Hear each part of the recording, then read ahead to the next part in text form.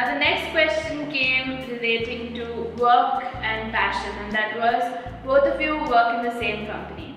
So it is easy to work together and support each other. But for those not in that situation, is it possible to include your spouse in your work or any of your other passions?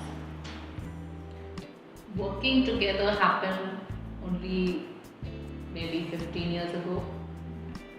Before that, it was I was working in a bank for a couple of years, whereas he was working in YMCA as well as in a shipping company. So it was not something that we've been doing all our married life.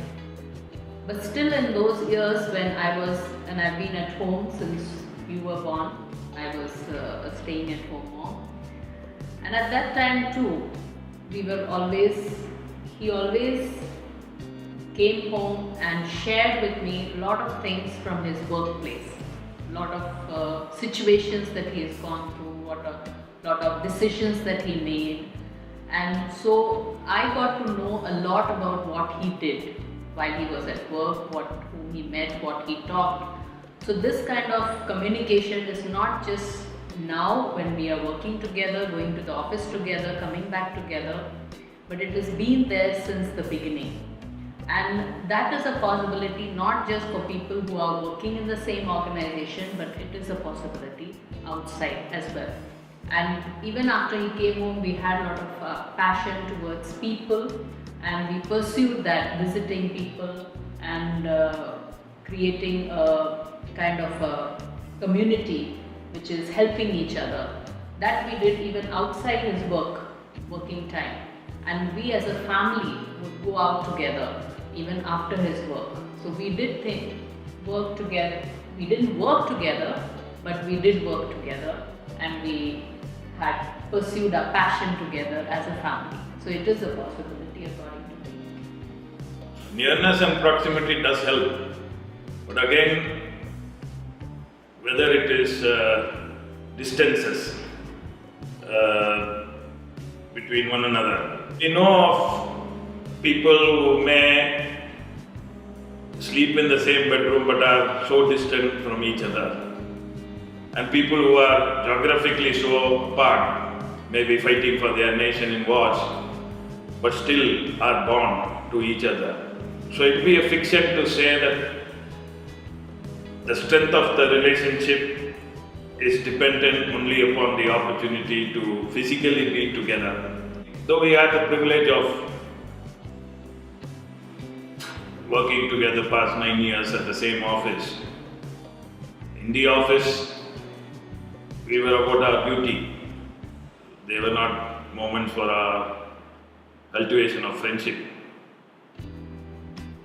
So it will be a misnomer to imagine friendship is fostered only if you have multiple opportunities for being together all the time. But as Lata had mentioned, that we cultivated so many interests which we jointly pursued, that gave us even more opportunities to travel in this journey together. While at the same time also journeying together in matters of special interest, maybe for her or she in turn for me. So I believe we built, and we recommend that people build that capacity to really cherish the spouse, cherish the spouse's interests, and find opportunities to journey. All of it may not be necessarily feeding your interests, but your chief interest is understandably your spouse, because it's a family, it's about love, it's about love for children, it's about making the best of this life, this one journey, this uncertain journey, and therefore committing to converting every opportunity, whether near or far, is, I believe, the solution. And next we had a few questions from the singles who are not yet married or looking to get married. And one question question that came up a couple of times was, how do you know when you are ready to get married? Can you ever feel truly prepared to fall in love and get married? Or do you have to do something to prepare yourself for marriage? So what did you guys do to prepare yourself for marriage? Did you know that you were ready for marriage at any point? See, marriage is inevitable. There is in life, just as you grow up and you study, go to college, have a profession, and it is a natural progression to get married. And parents also want you to get married because they feel that is how you get settled, is what they feel. So it is inevitable, so you know it's going to happen to you. So what I did was I read some books on marriage, trying to understand what it is, and that was through some of my friends and mentors where I was living. And also the fact that I grew up, as I told, very strict upbringing. I had very restrictive decision makings. I've not taken any decisions in major decisions in my life. So I decided that it so happened that I got a job opening in another city, which was about 70 kilometers from my place, Kanpur. And I decided that I wanted to take up that job to be independent, to take decisions on my own, to live outside home. And that was one of the major decisions that I took, and with little opposition from the family, but I think they also decided it's okay. And that, about 1 year of living outside home, I think helped me a lot in my own relationship in the marriage. It is definitely wise to prepare for something like marriage. We are all about preparing so much for over years for our work life and gearing ourselves up for what often is considered as a challenging relationship because of all that we see in terms of many not being able to operate it optimally. I think it makes sense that you are mentally preparing, like in my own life, in order to cultivate capacities for hardship and difficulties. I left my home in Chennai to go to Bombay to great extent just to give myself training in hardship, because I grew all along in the comfort of my home, being well taken care of by my loving parents. So I imagine that I shouldn't become a pain in the new relationship that I will create, because obviously the setting may be quite different at the beginning stages, and so there wouldn't be the real immediate extent of support that you enjoyed at home. So for reasons of training, I took a job in Bombay, keeping the marriage dynamics in mind, so that I could be trained over some time in the manner in which I dealt with situations that didn't really appear perfect. Understandably, most of us would generally think that we should be economically able to meet the demands of marriage. Some of us think, definitely like me, that we need to be able to give the time that is necessary for the nurturing of the relationship. So we wouldn't have wanted to take a fresh job, having to learn and catch up with the job, and simultaneously try and handle a marriage relationship. In an ideal circumstance. So all of this definitely indicates preparedness is good, and you don't go to war without all the ammunition and equipment. So you might as well pause. Don't be in a hurry, because emotions are easy to pursue because they are emotions. We're talking about life, we're talking about commitment, we're talking about enduring relationship, you're talking about something solid that you have to establish. Emotions are essential but may not be sufficient. So the arsenal that is needed which is understandably your growth in maturity. How are you, whether very selfish or we are other centered. Those kinds of capabilities too also unfortunately they don't get taught in school. We seem to think that everything is about geography, history, or taking my profession about assets and liabilities, but they are not complete to give you completeness. Therefore, you need to make an effort, in my view, to learn, and that's how we equipped ourselves. And I had thought in my life that 27 was ideal. I was a chartered accountant by then. I had a job. I had a flat in Bombay. So I thought it was. I was ready for marriage. But I'm very, very grateful that somehow the find took me longer, and I married when I was 31. I am very grateful in my life because of all the maturity that grew, some of which is related to also your age and experience. And it gave us power when we handle challenges, like as I mentioned, even take care of a boy who had so much of need to be dependent upon us. So it required that inner strength, the inner capacity. So I wouldn't encourage anyone to really be foolhardy and rush into marriage just because you saw something that was pleasing to your eyes and felt that it was what going to make your life successful. It is much more than that. So pause, think, don't be in a hurry, and life possibly will end up being much richer experience for you. The next question was, how do you choose your spouse? Was there any criteria that both of you looked at before deciding, okay, this is the one that I'm going to marry? For me, it was not, I didn't think about looks or profession or anything like that. It was more about the person's faith in God and the fact that he would be having the qualities, the characteristics of love, of patience, of kindness, compassion. And I think for me that was more important than anything else. So what about the criteria that I had in my mind?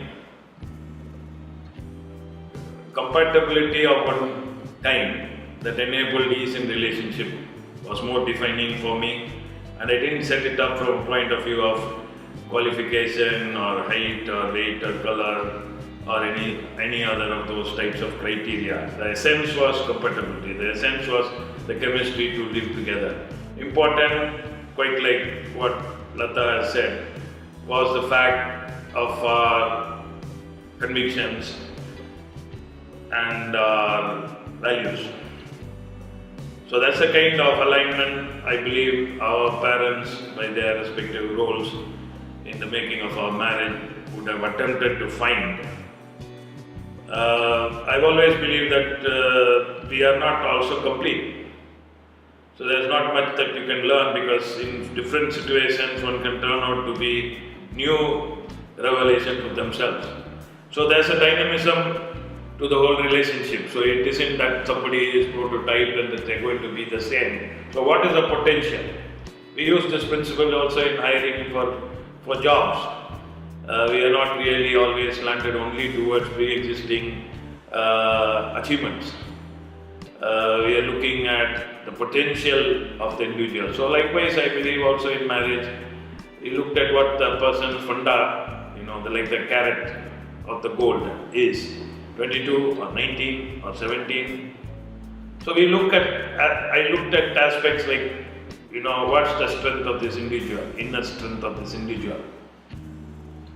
Of course, for compatibility from other angles, there are certain other aspects. If in an ideal world, if you are able to choose that, that's good for you to have. So obviously she was a post-grad, so intellectual compatibility was assured as a result. I didn't really want to select somebody from a profession who would actually compete with me in busyness. And as I already mentioned, the chemistry. So those were by and large the criteria by which I have made my selection.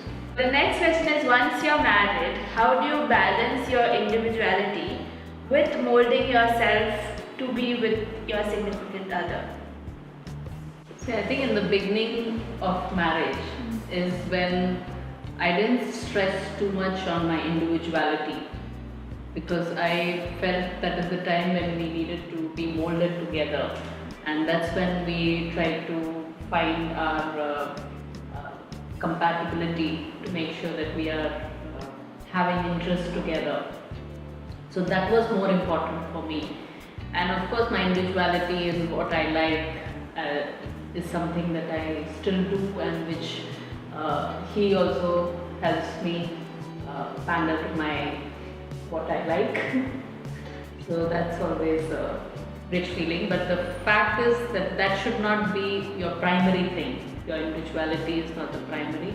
Your blending together is first the primary, and then the individuality will always be there. Understandably, realizing ourselves is quite critical to our existence.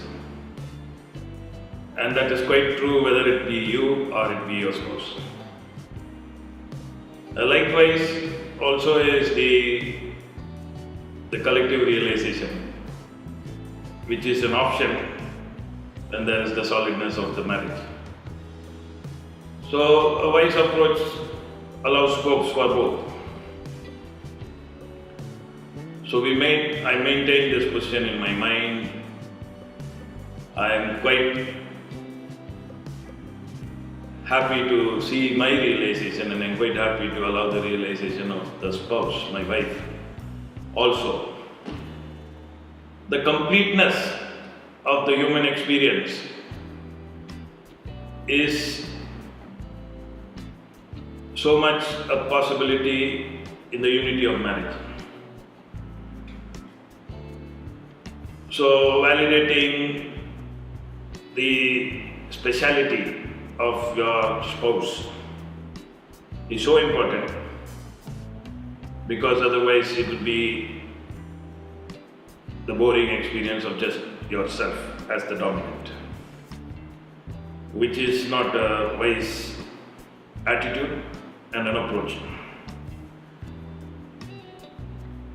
Secondly, the implication of such support is immense, because the person on the other side, it affirms to that individual the importance that is attached by that granting of that scope and the support and that encouragement for that person to be a self. And that has been also, I believe, a reason for our own life's richness. There are so many situations where you not particularly equipped adequately as much as the fitness and the capability that is in your wife. You might as well be richer by allowing room for those skills to come into play and thereby experience the abundance. The next question that came up was, what does it entail to dedicate your forever to your significant other? See, marriage is a relationship which is really very precious. It is like a precious, how would you keep a gold or a diamond? The care that you give to that, the polishing that you do on a regular basis. That is because you really want it to be there forever. So that's the attitude that you should have for your marriage, because it is something which is very precious and that is very, very important, and your commitment should be to keep that relationship richer and always polished, and for that you need to keep working on it. I think it is the most appropriate and apt response to the importance of marriage for both the parties involved as well as to the family, and by implication also to the family, to the society. The commitment. So it's a resolve. it doesn't swerve, whatever may be, what's seen around, what's felt like, what may seem like a disposition at a given time, but you still remain girded to that commitment. It's the commitment, it's non-negotiable in a way. So that then, and it becomes the girding point, understandably establish enduring relationship. Marriage has to be respected. If we belittle marriage, understandably we have consequences. There's so much that possibly regards as less, and we see the consequence of tumbling marriages, children left forlorn.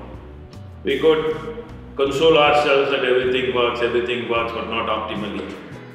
It can only work in the richness of the caste that we set, the blossoming of lives, the invention of individuals, the creativity that we all deserve. The richness that has to flow is by enduring commitment to that which is universal and necessary. I encourage therefore everyone to live such rich life and have no second thoughts about that degree of resolve and commitment that is appropriate and apt to marriage. So, hearing all your experiences, the last question I want to ask you is one tip that you would want to give, firstly, married couples. What's that one tip that you feel that they would benefit from? I think the one tip that I can give based on my own experience is the commitment to your marriage. Don't treat it lightly. It's not about feeling, it's not about just having the love feeling. It's much, much more than that. You have committed to that relationship in front of God and in front of people, and you stand by it. You made a promise and you stand by it, and do whatever you can to make sure that you don't leave that commitment. And one tip for all of us who are not yet married. So it's a big decision,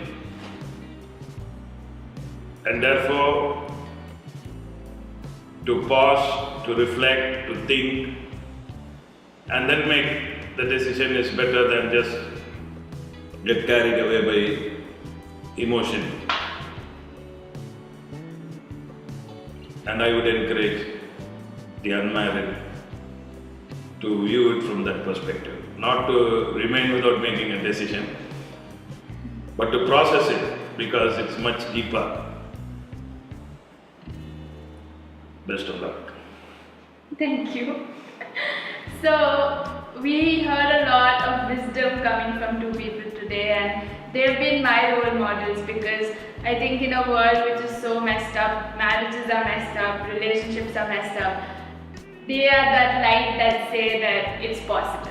I think for everyone, that's the main thing, that they've not fought, they're not irritated with each other at any time. And a lot of times people think that that's not even possible, like that's just imaginary, that's just theory. But I've seen it for 25 years of my life, the way they have lived and the way they treat each other with respect. And so I have learned a lot from them over the years. There are so many instances that will take ages to share with you about what I have picked up from them. But I think it's good that we had this interview with them, and I'm so thankful for them to take the time that it took to share their wisdom with us. And so thank you all for watching.